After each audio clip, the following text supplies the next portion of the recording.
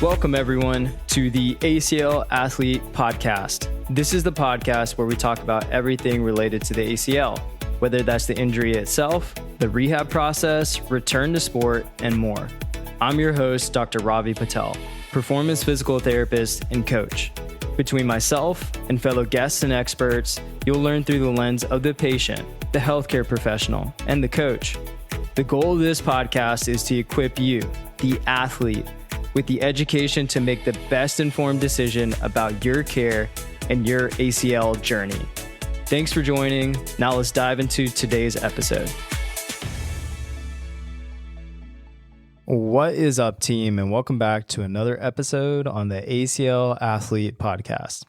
So because last week was super long and unanticipated, this week is going to be nice and short.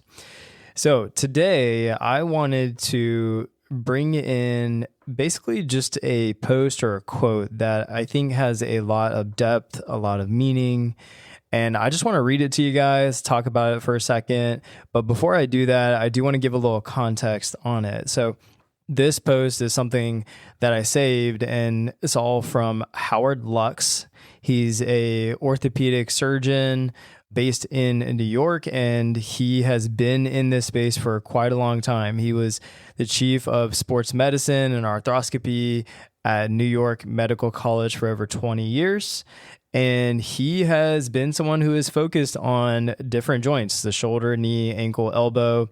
He was actually in a conversation about quad grafts that I just recently had that I posted about. And he had also shared some thoughts in addition to that, which I thought was really awesome. But his focus is a lot on longevity, and you can find out more of his information. I will tag the link of the post that I'm going to read from in the show notes, and I will also tag his profile. You guys should follow him. He is such a positive surgeon. He is very pro rehab. Obviously, that is my bias, is to do physical therapy, to be very pro rehab, versus thinking surgery is the end all be all. And I think that there's just these perceptions in the space that are a little challenging to navigate. And it's really refreshing to hear this from a surgeon, especially an orthopedic surgeon who has such a big influence in the space. He has so much experience and is just so grounded in this. And I've heard him talk. I've listened to podcasts with him, and hopefully it's something, maybe I'll ask him to see if he can get on the podcast here and talk through his experiences of especially ACL surgery.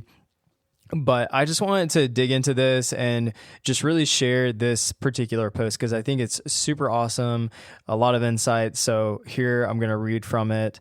So he first starts off by saying, I've been a surgeon for over 30 years. There are many lessons that I've learned.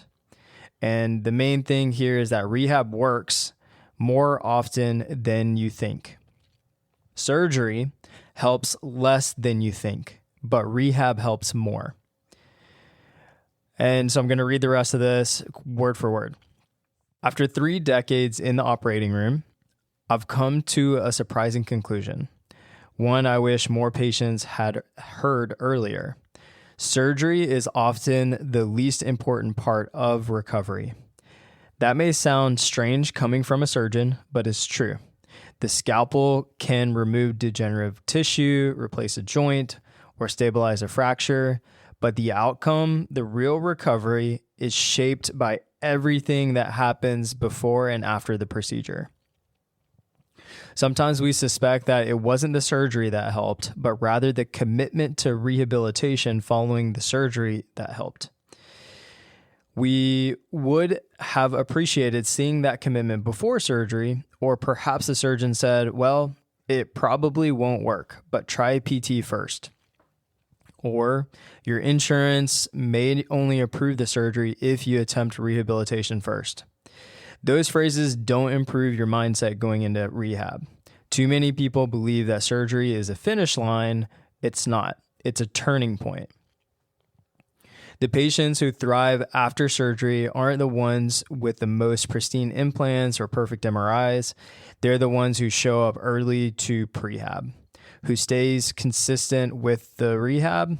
Those who understand the strength, balance, mobility, and endurance are the real factors that determine whether surgery changes their life or fixes a joint. I've seen perfect surgeries yield poor outcomes in deconditioned, disengaged patients. I've also seen average surgeries lead to remarkable recoveries in those who move, train, and rebuild. Many surgeries are less effective than we would like to think, but rehab helps more than most people realize. Here's the shift we need to make from passive procedures to active participation.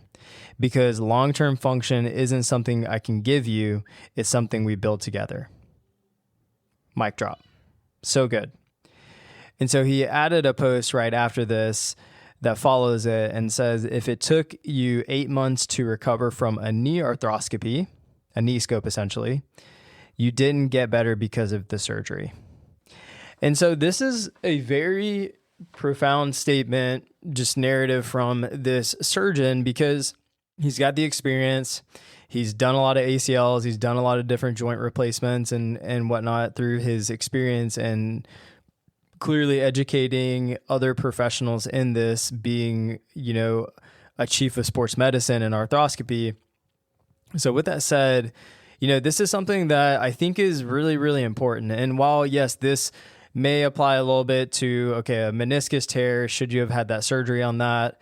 Maybe a degenerative disc where it's in your spine and the MRI showed a bulging disc. And, was it getting that improved through surgery, or was it actually committing to rehab? And there's so many other different types of things that our bodies show on imaging, or even flare-ups, if you will, and whether surgery improved it or not. And it's crazy to look at the research. If you look across any type of procedure, there are certain ones where they do sham procedures, where they fake doing the procedure. And there's ones where they do it and they track the outcomes from short-term and long-term.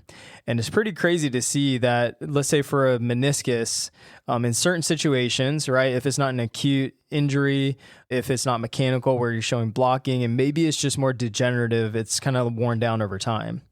And then people get an MRI and they see that and they're like, oh, that's my problem. And it doesn't necessarily all pan out, but then maybe the surgeon's like, well, let's fix the meniscus.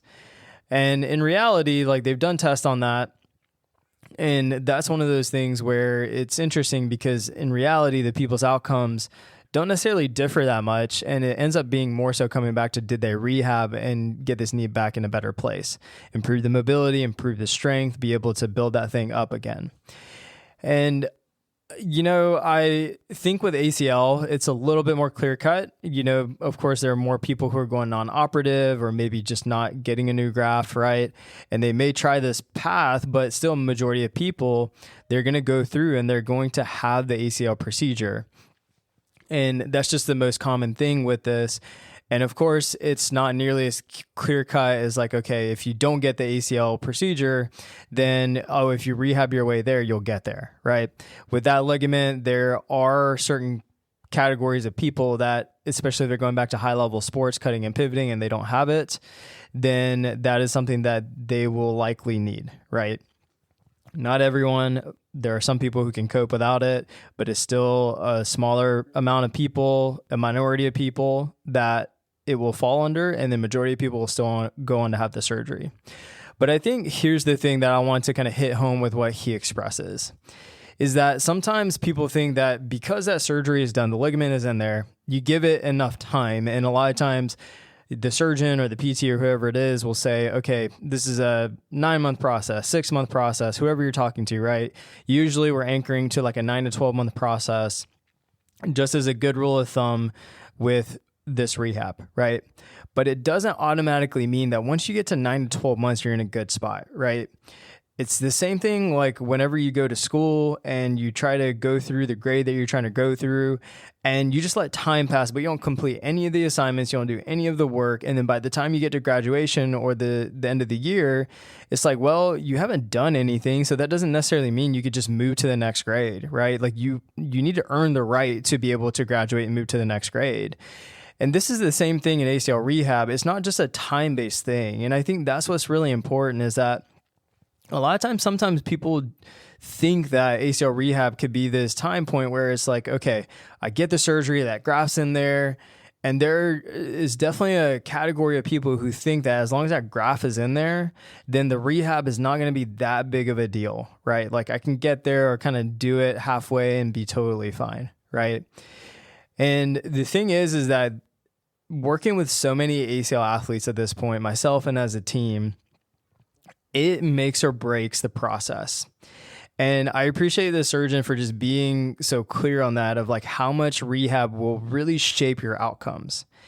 And I cannot confirm this enough to be really honest from my own personal experiences with 2 ACLs, my own hip surgery, so many other joints that I have had issues with, broken bones, different strains in muscles and in tendons. Like I've had a whole host of injuries myself. But then working in this field and being a part of, especially working with ACL athletes for so long now, it is just so clear cut that the people who are in this process, who work really hard and who are the ones who do the prehab, of course, hopefully they're educated on this. And look, like if you didn't get to it, it's okay. It's not the end of the world. And there are some people who I talk to and they're like, I didn't do prehab and that's why I'm not successful now. And it's like, you know, there could be layers to that, sure. But there are so many other people who didn't do prehab and they go into surgery and they do well, right? And the thing is like, what does that plan look like? What does it look like from your commitment level?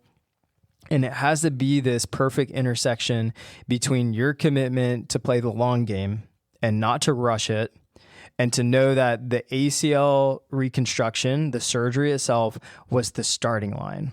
It was not the finish line. And I think that's the biggest thing that's important there is that turning point that he mentions.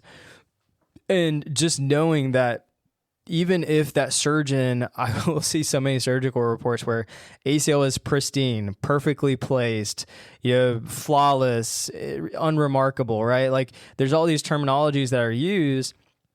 But the thing is, you could have the most perfect ACL and procedure, but if you have a subpar rehab, it doesn't matter. And the thing is that if you have an average procedure, like if you just go to a surgeon who isn't the hot shot for the pro team, who even does an average job at the ACL procedure, right? If you have impeccable rehab, if you have guidance, and if you have just clear structure and expertise along the way, y'all, and if you stay committed to that for the long game, not just be like, all right, I'm gonna do this for 3 months, play the long game and be able to hit it for this next 9 months, 12 months, however long it takes to get there, right? Working with the right professional to guide you and to be able to show up every day. And it doesn't mean that you're going to have successful days every single day. There's going to be hard days in there, and there's going to be days where you might set back. There might be days where you don't want to show up. And I think that's a part of this process. And there's a lot of growth to this. But with that said, if you have average surgery and amazing rehab, you will get there. And I've seen this time and time and time again with not the best procedures and even not the best rehabs, right? But the thing is like we can always tap in, even if you're 3 months out, 12 months out, you're 2 years out. We've worked with people who have been 5, 10, 15 years out from ACL surgery. And they're like, I want to get back. I never got back to it. And so then we're able to rebuild these things. It's not like there's a stopping point where it just doesn't work, right? And so I think that this is a very important message here. And I just wanted to share that with you guys today because I think that there's so much value in hearing from a surgeon, their perspective. And it just also made me super happy to hear this. And I think it was the right timing to share this with you guys of him sharing it. So I would highly recommend, reading about his stuff. Howard Lux, like he does really good podcasts, and then also being able to put out good content and just really focus on longevity and health and human performance. And so I really value that. And I think it's just something wise to hear from someone who is, 30 years in the space and continues to push the space forward. So anyways, if you're listening to this, Howard, thank you so much for this and all the work that you do. And if you guys got any value out of this, then please let me know, share a message. But just know, like here, yes, the ACL surgery in the sense can be important. So I'm not saying like it's not relevant. Don't go get the surgery if you need it. But in reality, what I'm saying is the rehab will make or break the process, and checking the box won't just do it. And I think the big important piece here is just making sure that you have an individualized approach, you have structure, you have testing, you have guidance that is so dialed in and through this whole process. Don't do it yourself, and just make sure that you show up and play the long game, because that will be so key. And it might be beyond 12 months. And that's the thing that we have to know in this process. It just really depends on many factors, but just know that it could be longer than that. But depending on your goals and connecting that to your why and what's important to you, you can get there. And so I hope that this is helpful, y'all. Please reach out if you need anything. We're always here. Until next time, this is your host, Ravi Patel, signing off.